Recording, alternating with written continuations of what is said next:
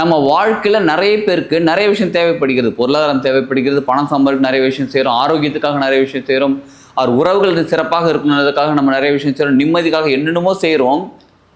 ஆனால் எல்லாமே கிடைக்குதான்னு கேட்டால் அது கிடைக்குது, அப்பப்போ கிடைக்குது, எப்போ கிடைக்கணும்னு தெரிய மாட்டேங்குது. ஏதோ நடக்குதுங்க, பட் ஆனால் போயிட்டுருக்கு லைஃப், அப்படியே சல்தாகே ஜாலியாக அப்படியே போயிட்டுருக்கு அப்படின்னு தான் வாழ்க்கை இருக்கோ தவிர நமக்கு நிம்மதியான வாழ்க்கை, நம்ம எதிர்பார்க்கக்கூடிய வாழ்க்கை நம்ம கிடைக்குதான்னு கேட்டால் பெருசாக அந்த அளவுக்கு இல்லை. அதற்கு காரணம் யாருன்னு நினைக்கிறீங்கன்னு கேட்குறீங்களா? நீங்கள் உங்கள் சுச்சுவேஷன் சொல்லலாமா, உங்களோட ஜாதகப்படி, என்னோட கர்ம வினைப்படி என்னோட இது நடக்குது அது நடக்குது, நீங்கள் அந்த கிரகம் சரியில்லை, இந்த மாதிரி எவ்வளோ சொன்னாலும் முக்கியமான காரணம் நம்ம தான்.